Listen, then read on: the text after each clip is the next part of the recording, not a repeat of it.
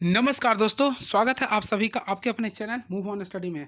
सबसे पहले फ्रेंड्स मैं आप लोग को ये बताना चाहता हूँ क्लास 9 के लिए। क्लास 9 का जो आप लोग का जो 2022 का जो एग्ज़ाम होने वाला है, यानी कि 2021 का एग्ज़ाम 2022 में होगा ना, वो आप लोगों का फ्रेंड्स जून में होगा। कब होगा फ्रेंड्स? जून में होगा। ये 2 टर्म में एग्ज़ाम लिया जाएगा, यानी फ्रेंड्स एक होगा ऑब्जेक्टिव केस और एक होगा सब्जेक्टिव। यानी कि ऑब्जेक्टिव नंबर का होगा 40 फ्रेंड्स और 40 नंबर होगा सब्जेक्टिव का, ये जून में होगा। तो फ्रेंड्स उसके लिए मैं अभी आप लोगों के लिए 50 ऑब्जेक्टिव क्वेश्चन लेके आऊँ जो काफ़ी महत्वपूर्ण होने वाली है, ठीक है। तो चलिए मैं स्टार्ट करता हूँ बिना समय बर्बाद किए हुए। तो चलिए स्टार्ट करता हूँ। फर्स्ट क्वेश्चन इज नाउ, त्वरण का ऐसे ही मात्रक क्या होता है? तो फ्रेंड्स ऑप्शन के अकॉर्डिंग चलेंगे, तो ऑप्शन के अकॉर्डिंग चलें तो मीटर पर सेकेंड स्क्वायर। तो मैं आप लोग को बताता हूँ कैसे आया, देखिएगा। सबसे पहले त्वरण को हम लोग ए से डिनोट करते हैं। होता है क्या फ्रेंड? देखिए, वेग में परिवर्तन की दर को हम लोग बोलते हैं त्वरण। तो देखिए, किसी में भी अगर परिवर्तन होगा तो डेल से करते हैं, किस में? वेग में। तो वेग को हम लोग जो डिनोट करते हैं भी से करते हैं, ठीक है। वेग में परिवर्तन की दर, परिवर्तन के लिए बट्टा कर दें फ्रेंड्स, दर यानी टी से डिवाइड किया। अब देखिए, वेग में परिवर्तन जब भी होगा, यानी कि देखिए final velocity minus initial velocity, यानी अंतिम वेग माइनस प्रारंभिक वेग का अगर हम लोग रेशियो निकालते हैं, v minus U by T, तो इसे बोलेंगे ए, यानी कि फ्रेंड्स ए इक्वल टू होता है friend v minus U by T. इसे बोलते हैं एक्सेलरेशन। क्लियर है? आप लोगों को मैं बताने का प्रयास किया हूँ। अब देखिए, मैं यहाँ से आप लोगों के सामने तुरंत देखिए कैसे निकालता हूँ, इसका ऐसे मतलब ए वाला लिख सकते हैं friends v minus U by T. अब थोड़ा सा आप लोग ध्यान रखिएगा मेरे कंसेप्ट को केवल। देखिए, भी भी यानी होता है फ्रेंड्स लास्ट वेग, तो इसका ऐसा ही मतलब होता है मीटर पर सेकेंड। क्या होता है? मीटर पर सेकेंड। अब समय का भी क्या होता है? सेकेंड। तो देखिए, मीटर तो मीटर आ गया, सेकेंड का सेकेंड से मल्टीप्लाई किया तो सेकेंड स्क्वायर। तो इससे हम लोग क्या बोलेंगे? मीटर पर सेकेंड स्क्वायर। यानी कि जो पहला का जो राइट आंसर हो गया मीटर पर सेकेंड स्क्वायर, यानी ऑप्शन नंबर सी। तो त्वरण कैसे ही मात्रा क्या होता है? मीटर पर सेकेंड स्क्वायर। क्लियर है फ्रेंड्स? नेक्स्ट, वेग में परिवर्तन की दर को क्या कहते हैं? देखिए, अभी मैं आप लोग को बताया था एज का क्या होता है? v minus U by T. तो आप लोग समझ सकते हैं क्या बोलते हैं? त्वरण कहते हैं। यानी कि ऑप्शन नंबर क्या है आप लोग खुद देखिए, यानी कहाँ लिखा है त्वरण? Option number A. तो वेग में परिवर्तन की दर को क्या बोलेंगे? त्वरण। क्लियर है? अगर बोलता है वेग का फॉर्मूला क्या होता है, तो वेग जो होता है फ्रेंड्स याद रखिए विस्थापन, देखिए विस्थापन, विस्थापन बटा समय होता है। क्लियर है? आवेग एक सदिश राशि है जो निश्चित दिशा को तय करती है। क्लियर है? नेक्स्ट, एक कार 2 घंटे में, ध्यान देखिए, एक कार 2 घंटे में 100 सेंटीमीटर की दूरी तय करती है, तो इसकी औसत चाल क्या होगा? देखिए, आप लोगों को मैं एक ही कंसेप्ट बताता हूँ। जब भी औसत चाल निकालने बोलेगा तो कुल दूरी बटा कुल समय, तो कुल दूरी कितना फ्रेंड? 200, और समय कितना? 2 घंटा। तो इससे अगर आप लोग डिवाइड करते हैं 50 आ गया।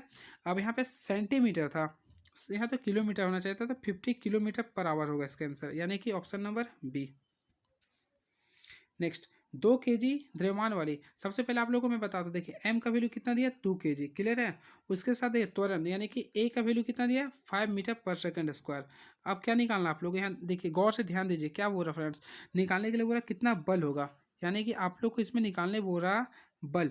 तो हम लोग पहले से पढ़ाए थे आप लोग को, एफ बराबर क्या होता है फ्रेंड्स? M A. एफ बराबर एम ए होता है। तो देखिए, एम का वैल्यू 5 है और ए का वैल्यू 2 है, तो 5 2 कितना हो गया? 10। तो इसका राइट आंसर 10 न्यूटन आ गया। क्लियर है? तो ऑप्शन नंबर कहाँ है मिल रहा है आप लोगों को? देखिए गौर कीजिए, यानी कि 10 ऑप्शन नंबर बी में है, तो यानी राइट आंसर क्या हो गया? बी।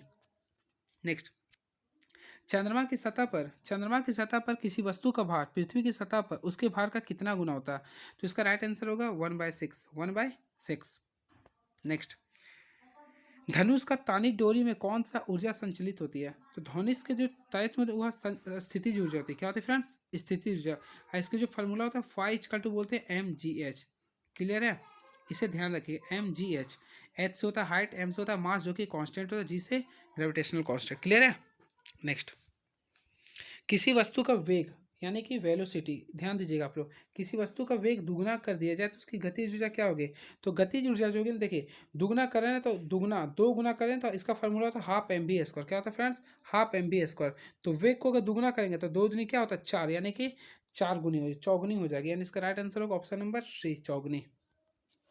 नेक्स्ट, इनमें से तरंग वेग, तरंग दैर्ध्य और आवृत्ति के बीच क्या संबंध है? तो इसका जो राइट आंसर होगा फ्रेंड्स, इससे भी काफ़ी महत्वपूर्ण क्वेश्चन है ये। तो इसका जो राइट आंसर होगा, देखिए ऑप्शन नंबर ए होगा। देखिए मैं आप लोग को बता देता हूँ।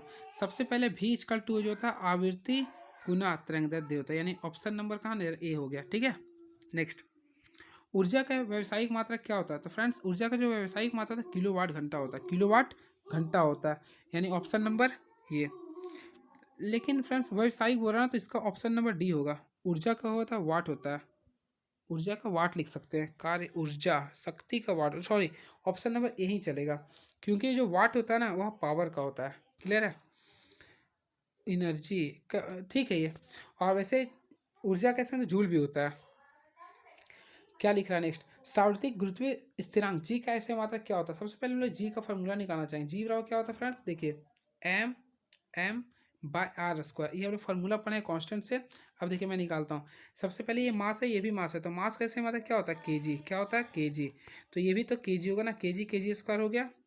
ठीक है, सॉरी देखिए हम लोग यहाँ से निकालने बता रहा हूँ आप लोगों को। सबसे पहले हम लोग जानते हैं फॉर्मूला के अकॉर्डिंग चल रहा है, इसका राइट आंसर याद रखिए क्या होता है, न्यूटन मीटर स्क्वायर पर केजी स्क्वायर। लेकिन मैं चाहता हूँ आप लोग मैं साइंस रटवाऊँ नहीं बल्कि समझाऊँ। देखिए हम लोग जानते हैं क्या होता है, पहला F is directly proportional to m1 गुना m2 होता है। क्लियर है, नेक्स्ट हम लोग जानते हैं F is inversely proportional to square distance.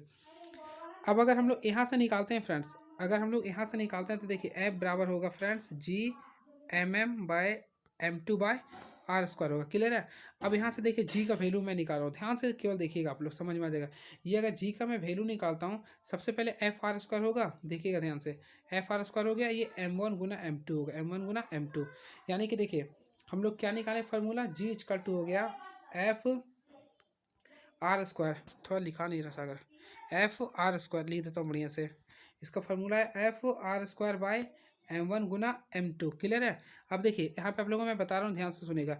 Force कैसे मतलब क्या होता है, न्यूटन, और यहाँ दूरी का क्या होता है, मीटर, यहाँ पर स्क्वायर था तो मीटर स्क्वायर कर दिया, यहाँ पर के जी स्क्वायर। क्लियर हुआ, चलिए गुड। यदि किसी पिंड का विस्थापन शून्य है तो बल द्वारा उस पिंड पर किया गया कार्य क्या होगा। काफ़ी अच्छा क्वेश्चन है ये। तो देखिए किसी वस्तु का अगर पिंड का विस्थापन अगर जीरो है तो कार्य भी होगा जीरो। क्यों होगा मैं बताता हूँ। सबसे पहले हम लोग जानते हैं बल, देखिए कार्य का जो फॉर्मूला था डब्ल्यू बराबर क्या होता है, आप लोग पढ़े होंगे, कार्य जो होता है ना फ्रेंड्स वो दो का गुणनफल होता है, यानी कि विस्थापन, विस्थापन गुना फोर्स का गुणन जीरो ही होता है। तो देखिए इसका ऐसा होता है, तो यहाँ पे गुना आ गया, जीरो आ गया ना। चलिए नेक्स्ट, किसका जड़त्व अधिक है। तो देखिए जड़त्व उसका अधिक होगा फ्रेंड जो अधिक भार होता है, यानी जिसका मास अधिक है उसका। तो यहाँ पे रेलगाड़ी का ज़्यादा मास होता है, इसलिए इसका होगा। क्लियर है, नेक्स्ट, द्रव्यमान और वेग के गुणनफल को क्या कहते हैं। देखिए द्रव्यमान यानी m हो गया और वेग यानी v, तो हम लोग जानते हैं p बराबर क्या होता है mv, p बोले तो संवेग, यानी संवेग जो होता है ना फ्रेंड्स, द्रव्यमान गुना वेग के गुणनफल को संवेग कहते हैं। अगर क्वेश्चन आता है कि इसका ऐसे ही मात्रक लेंगे, कुछ नहीं करना, देखिए मास, मास कैसे मात्रक क्या होता है केजी, क्या होता है केजी। आइए वेलोसिटी, वेलोसिटी का whole square metre square, sorry क्या होता है मीटर पर सेकेंड स्क्वायर। तो यानी इसका ऐसा ही मात्रा का अगर पूछता है तो केजी मीटर पर सेकेंड स्क्वायर। ठीक है, लेकिन यहाँ पे क्वेश्चन क्या बोल रहा है आप लोग ध्यान दीजिए, क्वेश्चन ये बोल रहा द्रव्यमान और वेग के गुणनफल को क्या कहते हैं। इसका राइट आंसर क्या होगा, संवेग, क्या कहेंगे, संवेग। And very next question is now, ध्वनि तरंगे होती है। तो ध्यान रखिएगा आप लोग को, जो जो मैं बता रहा हूँ, ध्वनि एक ऐसा तरंग है, अर्थात फ्रेंड्स ध्वनि को हम लोग जो है ना वह अनुदैर्ध्य तरंग कहते हैं। क्या कहते हैं, अनुदैर्ध्य। ट्रिक याद करने के लिए देखिए, एक होता अनुप्रस्थ, अगर प्रा आ गया तो प्रा से होता प्रकाश, तो प्रकाश आपका हो जाएगा अनुप्रस्थ तरंग। लेकिन ध्वनि आधा धार है ना, तो धा से क्या लग रहा है, अनुदैर्ध्य तरंग। क्लियर हुआ, इसे आप लोग करके ध्यान में रख सकते हैं। नेक्स्ट, सामान्य मनुष्यों के कानों के प्रसार, देखिए यहाँ पे क्वेश्चन क्या हो रहा है, प्रास कितना हो रहा, रेंज यानी फ्रेंड्स होता है हाईएस्ट माइनस लोवेस्ट। तो हाईएस्ट अगर देखिए हम लोग का जो सुनने का जो हाईएस्ट कैपेबिलिटी होता है 20,000 होता है, कितना होता है फ्रेंड्स 20,000, और जो लोवेस्ट होता है वो 20 हर्ट्ज होता है। या आप हाईएस्ट माइनस लोवेस्ट करिए फिर लोवेस्ट देखिए, तो उसका जो राइट आंसर होगा ऑप्शन नंबर ए होगा, 20,000 से 20,000 हर्ट्ज होता है। क्लियर है, नेक्स्ट, स्टील का जहाज पानी पर डूबता नहीं है लेकिन स्टील का कांटे पानी में डूब जाता है, इसका कारण क्या है। देखिए कोई भी चीज़ अगर पानी में डूबता है, अगर कोई भी चीज़ पानी में अगर डूबता है फ्रेंड्स, उसका जो रीजन होता है, देखिए जिसका कारण यहाँ पे उत्प्लावकता होगा, क्या होगा, उत्प्लावन के कारण। यानी देखिए स्टील का जहाज पानी पे नहीं डूबता है क्योंकि यहाँ पे स्टील का जहाज का जो है ना उत्प्लावन बल अधिक होता है, किसके तुलना में, पानी के तुलना में, इसलिए यानी कि इसका उत्प्लावन बल अधिक होता है। और वही वस्तु डूबता है जिसका गुरुत्वाकर्षण बल ज़्यादा है। क्लियर है, अगर किसी वस्तु का गुरुत्वाकर्षण बल उत्प्लावन बल के तुलना, देखिए यहाँ पे मान लीजिए उत्प्लावन बल है, यहाँ पे गुरुत्वाकर्षण बल है, ध्यान दीजिएगा। अगर किसी वस्तु का उत्प्लावन बल अधिक है, अगर उत्प्लावन बल अधिक है ना तो ये तैरेगा, क्या होगा फ्रेंड्स, तैरेगा। लेकिन किसी वस्तु का गुरुत्वाकर्षण बल है ना तो यह डूब जाएगा, ये चीज़ ध्यान आप लोग रखिएगा। क्लियर है, नेक्स्ट, संवेग में परिवर्तन की दर होती है, सिंपल क्वेश्चन है ये। संवेग किसे का, देखिए संवेग यानी कि P2 परिवर्तन में P2 माइनस P1 बाय दर यानी टी ले लेंगे। अब देखिए याद रखेंगे आप लोग हमेशा, तो देखिए P2 यानी यहाँ पे मैं बताता हूँ, कन्फ्यूजन नहीं होना चाहिए। P का फॉर्मूला एम भी होता है, तो यहाँ पे MV2 minus MV1 by T लूँगा। अब देखिए m कांस्टेंट अगर लेता हूँ तो क्या होता है friends, V2 minus V1 by क्या हो रहा, टी हो रहा। अब देखिए मैं आप लोग को बताना चाहता हूँ, ध्यान से सुनिएगा। जी बिल्कुल फ्रेंड्स, तो देखिए इसमें क्वेश्चन क्या बोल रहा है ना, संवेग में परिवर्तन की दर समानुपाती होती है। तो देखिए P2 माइनस P1 किया हूँ, दर यानी टी लिया हूँ ना, तो देखिए यहाँ लाता हूँ, देखिए m कांस्टेंट था, v माइनस यू, तो friends v minus U by T equal to A होता है, तो एम ए आ गया। अब आप लोग ये बताइए f बराबर क्या होता है, एम ए, यानी किसका समानुपाती होगा ये, तो ऑप्शन नंबर बी होगा, यानी आरोपित बल का। तो इसका जो राइट आंसर होगा ऑप्शन नंबर बी, आरोपित बल, जो कि न्यूटन का सेकेंड लॉ ऑफ मोशन से आता है फॉर्मूला है बराबर एम ए। नेक्स्ट, तत्व का एक उदाहरण है। तो तत्व, तत्व उसे कहते हैं जो एक ही प्रकार के कणों से मिलकर बना होता है। तो देखिए पानी, वायु तो अलग अलग, यहाँ पे ऑप्शन नंबर डी होगा, ऑक्सीजन। तो ऑक्सीजन एक तत्व है जो कि द्विपरमाणुक होते हैं, क्लियर है। ऑक्सीजन O2 एक मोल बराबर होते हैं, तो ध्यान रखिएगा फ्रेंड्स, एक मोल बराबर होते हैं 6.022 इंटू 10⁻23 कण के होते हैं, यानी ऑप्शन नंबर ए होगा, क्लियर है। नेक्स्ट, ऑक्सीजन का सही इलेक्ट्रॉनिक विन्यास लिखे। सबसे पहले ऑक्सीजन का एटॉमिक नंबर 8 होता है ना, तो इससे इलेक्ट्रॉनिक विन्यास करूंगा तो 2 अच्छे होगा, यानी ऑप्शन नंबर क्या है, ऑप्शन नंबर बी, क्लियर है। नेक्स्ट, प्रति कार्बन, इसमें ध्यान दीजिए, क्वेश्चन अच्छा है ये, क्या लिख रहा है फ्रेंड्स, कार्बन इतना में कार्बन का द्रव्यमान संख्या क्या है। देखिएगा सबसे पहले मैं जो बता रहा हूँ यहाँ पे ध्यान दीजिएगा, कार्बन है 6 है, 12 है, यहाँ से मैं 5 क्वेश्चन बता रहा हूँ आप लोगों को। सबसे पहले ध्यान दीजिए, ये जो 12 है, ये जो 12 है, इसे ही हम लोग बोलेंगे परमाणु संख्या, द्रव्यमान संख्या बोलो ना, तो इसे बोलेंगे द्रव्यमान संख्या, यानी परमाणु द्रव्यमान, यानी इसका राइट आंसर तो हो गया क्या, 12 आ गया। यानी जो ऊपर में होता है उसे बोलेंगे द्रव्यमान संख्या, तो नीचे वाला को क्या बोलेंगे, यानी इसको बोलते हैं परमाणु संख्या या परमाणु क्रमांक, क्लियर है। यानी परमाणु संख्या 6 हो गया। अब देखिए ध्यान से सुनते जाइए मेरी बातों को, जितना परमाणु संख्या रहेगा उतना ही इसमें आपका प्रोटॉन होता है, यानी प्रोटॉन भी कितना हो गया 6, और जितना प्रोटॉन होता है उतना ही आपका इलेक्ट्रॉन होता है, कितना हो गया 6 हो गया, क्लियर है। हाँ बिल्कुल। अब न्यूट्रॉन अगर निकालने बोलेगा तो आपको द्रव्यमान संख्या में से, यानी कि द्रव्यमान संख्या कितना था 12, उसमें से प्रोटॉन की संख्या या फिर हाँ यानी कि परमाणु संख्या को घटा दी 6 था, यानी कितना आ गया 6 आ गया, क्लियर है। लेकिन फ्रेंड्स अगर इसमें बोलते आवर्त वर्ग कितना हो गया, तो कार्बन 6 होता है ना, तो इसका निकालता हूँ तो 2 और 4 आ गया। अब देखिएगा यहाँ पे ध्यान से, कुछ नहीं करना, देखिए 1 1 2 आ गया ना, तो इसका अगर आवर्त बोलेगा कितना होगा, तो देखिए आवर्त अगर बोलेगा ना, देखिए पहला टर्म में जा रहा है, सेकंड टर्म में जा रहा है, यहाँ पे 2 हो गया। यही बोलेगा वर्ग इसका कितना हो गया, तो 4 है ना, तो उसके ऊपर 1 लगा दे, कितना हो गया 14। नेक्स्ट, किसी तत्व का परमाणु संख्या ए और परमाणु द्रव्यमान जेड है, तो उसमें उपस्थित न्यूट्रॉनों की संख्या क्या होगी। कुछ भी नहीं करना है, देखिए आप लोगों को केवल एक चीज फॉर्मूला याद रखना, परमाणु जो न्यूट्रॉन की संख्या होता है ना, जेड माइनस ए होती है, यानी कि परमाणु द्रव्यमान में से परमाणु संख्या को घटा दीजिए। नेक्स्ट, किस अवस्था में अणुओं की ऊर्जा अधिकतम होती है, अणुओं की ऊर्जा अधिकतम होती है। तो फ्रेंड्स गैसों में जो अणुओं की जो ऊर्जा होती है काफ़ी अधिकतम होती है, क्योंकि वह अट्रैक्शन फोर्स होता है ना उसमें, इसलिए। नेक्स्ट, 10 डिग्री तापमान बराबर होते हैं, तो देखिए कुछ नहीं करना है, 10 डिग्री जो तापमान जो बराबर होते हैं फ्रेंड्स 283 डिग्री केल्विन के, 200 इतना का होते हैं। मैं बताता हूँ, सबसे पहले आप लोग को मैं यहाँ पे जो बता रहा हूँ ध्यान दीजिएगा, एक इंपॉर्टेंट, हम लोग जानते हैं सेल्सियस एक होता है केल्विन होता है, एक फ़ारेनहाइट होता है, एक होता है र्यूमर होता है। तो देखिए र्यूमर को तो नहीं लेना चाहिए, देखिए सेल्सियस होता है आप लोग का, मैं देख रहा हूँ अलग अलग पेन यूज कर रहा हूँ। सेल्सियस जो होता है 0 से स्टार्ट होता है, 100 से ख़त्म होता है, क्लियर है। देखिए केल्विन जो होता है आपका 273 से स्टार्ट होता है, सॉरी हाँ 273 से स्टार्ट होता है और 373 में ख़त्म होता है, ये रिलेशन आप लोग ध्यान दिए होंगे। फ़ारेनहाइट 80 से स्टार्ट होता है, 212 में ख़त्म होता है। र्यूमर 0 से स्टार्ट होता है, 80 में ख़त्म होता है। यानी अगर आप लोग रिलेशन निकालते हैं फ्रेंड्स, देखिए सबसे पहले सेल्सियस, तो सेल्सियस का रिलेशन और केल्विन का रिलेशन मैं लिख देता हूँ यहाँ पे 273 और यहाँ पे 100, ये होता है उसका रिलेशन, अगर आप एग्जैक्टली निकालेंगे तो यहाँ से ये कैंसिल हो गया, तो सी का फार्मूला क्या रहा, के माइनस 273।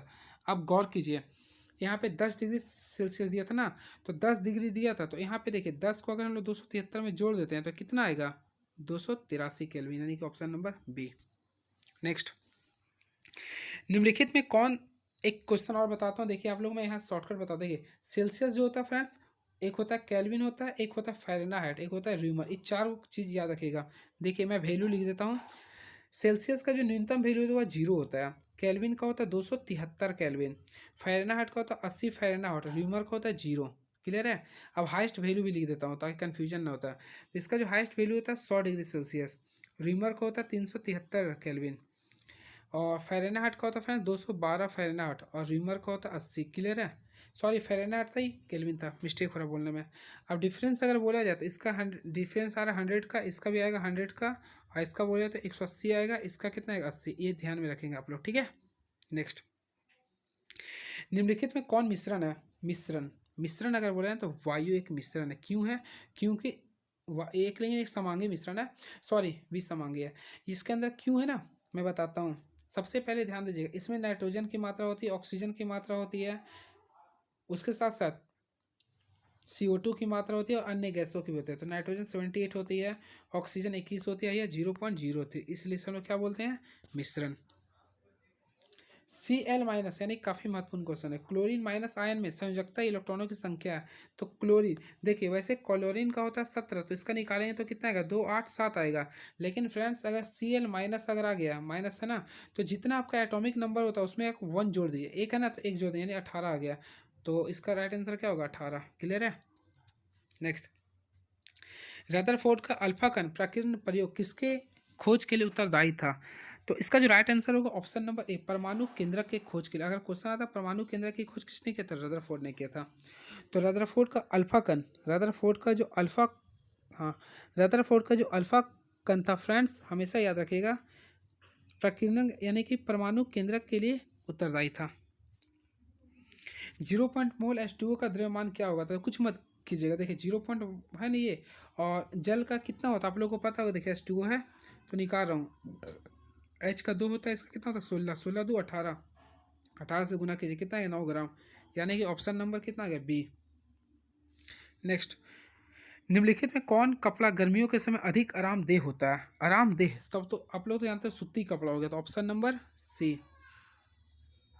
निम्नलिखित मिश्रणों में विलयन की पहचान करें। विलयन, तो विलयन जो निम्नलिखित ऑप्शन के अकॉर्डिंग है ना, तो समुद्री जल, क्या है? समुद्री जल। कैनाल किरण किसके किरण पुंज है? फ्रेंड्स काफ़ी महत्वपूर्ण क्वेश्चन है। तो कैनाल जो किरण होती है वो प्रोटॉन का होता है, यानी कि कैनाल किरण जो होता है ना, प्रोटॉन का किरण पुंज होती है। और कैथोड किरण इलेक्ट्रॉन का होता है। किसी तत्व का परमाणु, देखिए यहाँ क्वेश्चन काफी, किसी तत्व का न्यूट्रॉन 18 है, प्रोटॉन 15 है, तो परमाणु द्रव्यमान क्या होगा? परमाणु द्रव्यमान निकालने के लिए दोनों को सम कर दीजिए, यानी कि 18 से कितना होगा? 35, यानी option number A. Next, sodium का सही इलेक्ट्रॉनिक विन्यास निकालता है। सोडियम का परमाणु संख्या 11 होता है, तो यहाँ तोड़िए 2 8 और 1 आ गया, यानी कि 2 8 है ऑप्शन में कहीं है, बिल्कुल, यानी कि डी में है। नेक्स्ट, 0.8 ग्राम H2O में अणुओं की संख्या क्या है? तो देखिए कुछ भी नहीं करना है, 0.8 है ना, इस गुना 6.022 इंटू 10⁻23 कर दीजिए। अगर नहीं समझो केवल अवगाद्रो की संख्या लीजिए, 0 इतना होता नहीं है, लिख दीजिए आप लोग। यानी कि ऑप्शन नंबर अगर देखा जाए ना, तो ऑप्शन नंबर कहाँ? डी आ रहा, ऑप्शन नंबर डी इसका राइट आंसर होगा। नेक्स्ट, आगे हैं बायोलॉजी में, 15 क्वेश्चन रहेगा। तो फ्रेंड्स कैसा लग रहा है आप लोग को जरूर बताएंगे आप लोग, ठीक है। कमेंट बॉक्स में जरूर सब्सक्राइब कर दीजिए और कमेंट कीजिएगा किसी चीज़ के लिए। क्वेश्चन क्या लिख रहा है? आत्महत्या की थैली कहलाता है। तो लाइसोसोम को आत्महत्या की थैली कहते हैं, लाइसोसोम को आत्महत्या की थैली कहते हैं। और लाइसोसोम का खोज किसने किया था? डी डुब्बे ने। किसने किया था फ्रेंड? डी डुब्बे ने किया था। क्लियर है। कोशिका का पावर हाउस किसे कहते हैं? तो फ्रेंड्स कोशिका का पावर हाउस माइटोकॉन्ड्रिया को कहते हैं। क्लियर है, माइटोकॉन्ड्रिया को कहते हैं। अब माइटोकॉन्ड्रिया का खोज किसने किया था? बिंडा ने किया था, बिंडा, बिंडा।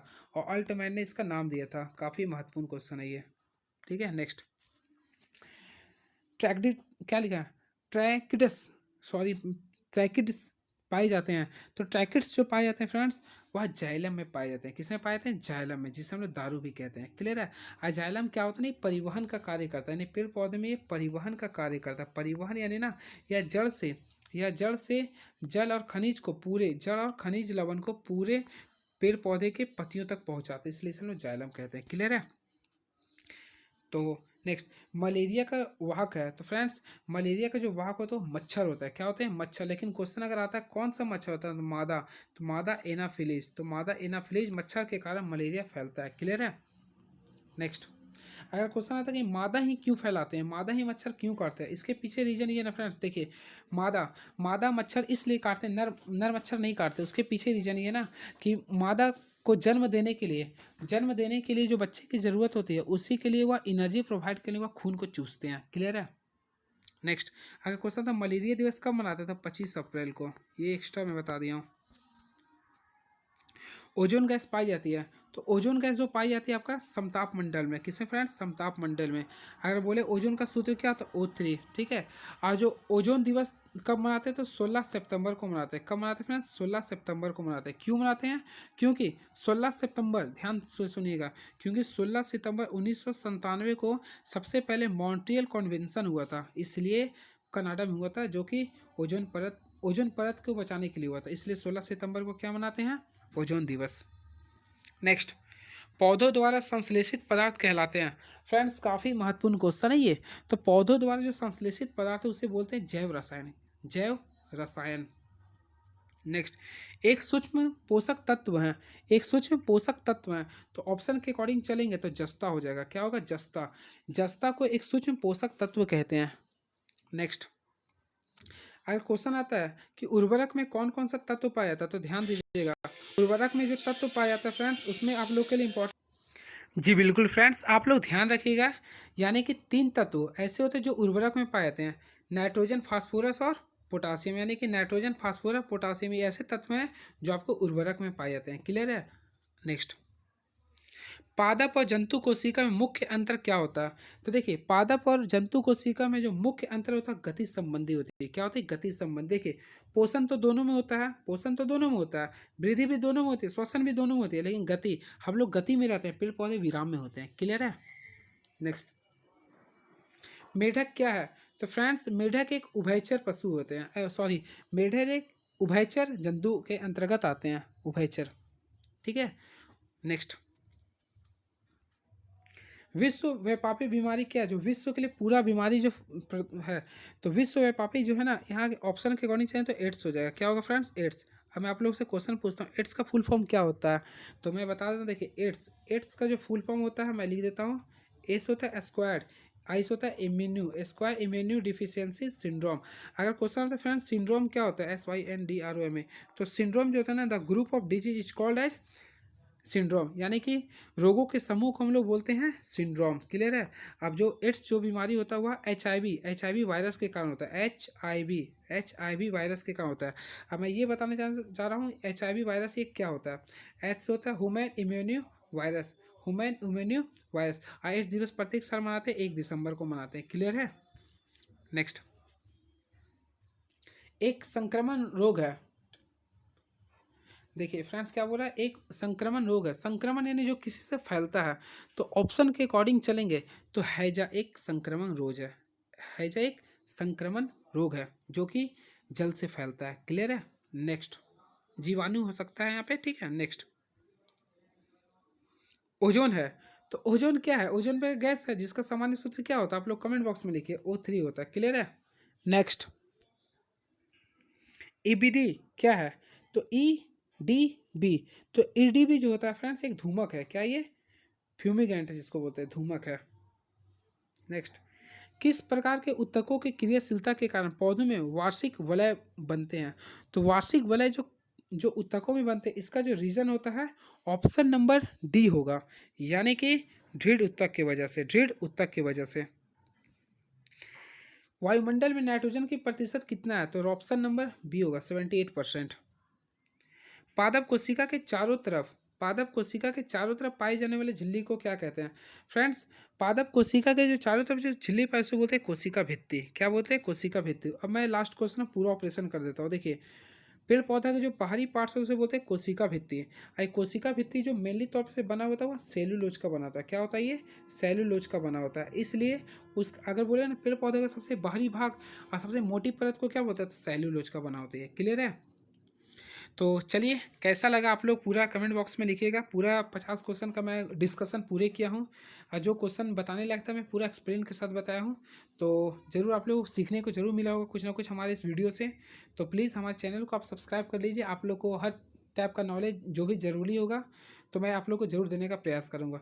तो चलिए, thank you so much. Please subscribe my YouTube channel move on study. Thank you so much.